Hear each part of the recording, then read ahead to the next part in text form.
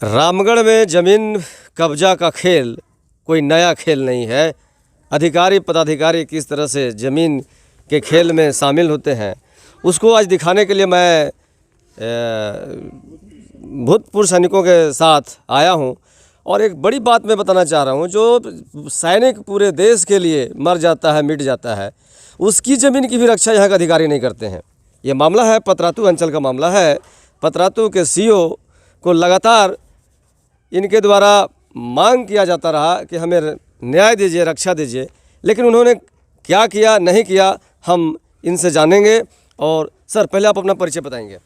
मेरा नाम रामटहल महतो हुआ सर। मैं भूतपूर्व सैनिक हूँ। 28 साल नौसेना में सेवा देने के बाद 2013 में रिटायर हुए हैं और तब से मैं रामगढ़ में रह रहा हूँ। ये बताएं कि ये जो ज़मीन है वो ज़मीन कितना था, कब मिला था आपको और कौन अधिकारी आपको साथ नहीं दे रहा है?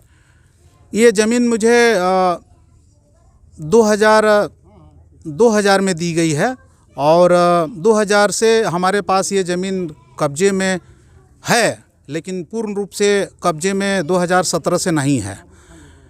2017 में कुछ भूमाफिया लोग या ज़मीन कारोबारी लोग या जो भी कहें उनको, वो एक बहुत बड़े भीड़ के साथ कुछ एरिया को आकर के डरा के धमका के जो है एक तरह से कब्जा कर लिए और वो कहे कि इसका पेपर हमारे पास भी है।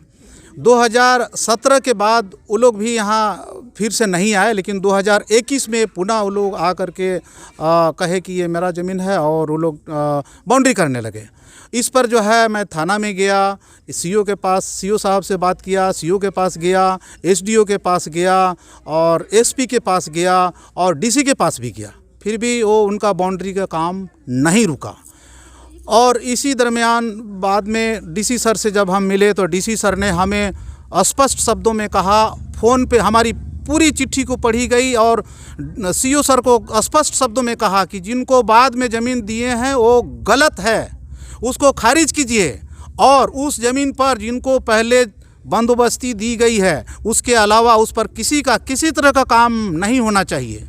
ये सीओ साहब को डीसी संदीप सिंह सर ने स्पष्ट शब्दों में कहा था और दूसरे ही दिन उन्होंने चिट्ठी भी निर्गत किया। ये बात था 28 जून 2021 का।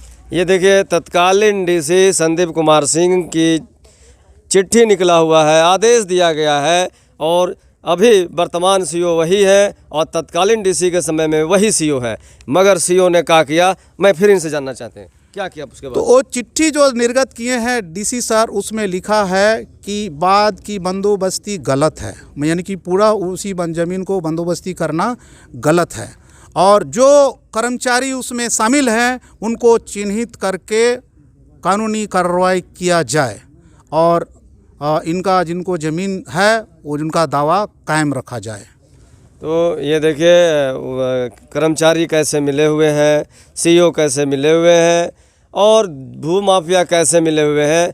एक देश की रक्षा करने वाले की ज़मीन का कब्जा किया जाता है। कैसा मन में क्या आता है आपको? मैं यहाँ जिला अध्यक्ष बोल रहा हूँ, जिसमें कि मेरा कहना है कि ये मामला नहीं सुलझा तो हम भूतपूर्व सैनिक जितने एकत्रित हैं इस दीवार में तोड़ फोड़ होगा, विवाद होगा, मार पिटाई होगा। इसका सारा जिम्मेदारी यहाँ का नेता लोग या चाहे जो भी हैं उनके ऊपर जाएगा, हमारे ऊपर नहीं जाएगा। हम हर जगह जा के और थक गए और कह के भी थक गए, लेकिन कोई सुनवाई नहीं हो रहा। तो आने वाला भविष्य में हो सकता है कि बहुत बड़ा विवाद होने वाला है। अगर अभी जिला प्रशासन, अंचल अधिकारी नहीं चेतते हैं और अगर न्याय नहीं दिला पाते हैं तो आगे तो लड़ाई लड़ी जाएगी, चूँकि फौजी लड़ाई लड़ता ही है। क्या सर? हाँ बिल्कुल सर, ऐसे ही करना पड़ेगा सर, क्योंकि जो हमेशा जो देश के लिए समर्पित है तो इसमें भी हम लोग समर्पित हैं और हम लोग एक साथ हैं। आपका नाम और परिचय? मेरा नाम ललन सिंह और हम यहीं पे जलाटोला से रहते हैं, जलाटोला में।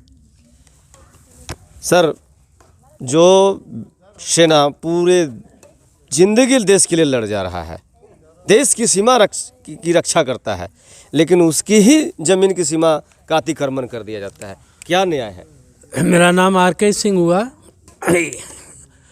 हमारी भी ज़मीन की यही कथा है। 10 डिसमिल हम 8 डिसमिल ज़मीन लिए थे 92 में 94 में, और आज तक म्यूटेशन नहीं हो पाया।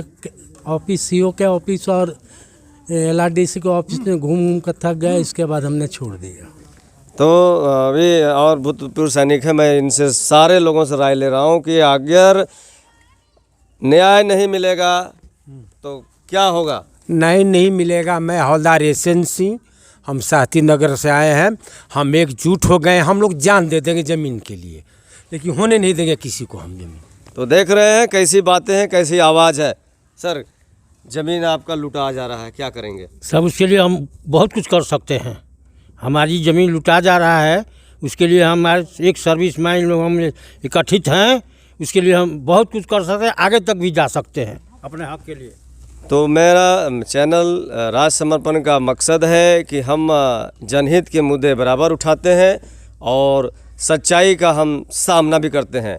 मेरा ये उद्देश्य नहीं है कि किसी अधिकारी पर उंगली उठाना, मगर मैं एक बात साफ शब्दों में बता रहा हूँ कि जब DC का आदेश दे दिया गया तब वर्तमान CO जो अभी कार्यरत हैं पतरातू अंचल के, उन्हें भी इस पर ध्यान देना होगा। अगर वो ध्यान नहीं देंगे तो आग लगी है, चिंगारी अभी है आरंभ में, यह विकराल रूप आग का ले लेगा। उसका कारण कहीं न कहीं यह भ्रष्टाचार व्यवस्था तो नहीं है। राष्ट्र समर्पण से जयंत कुमार, रामगढ़।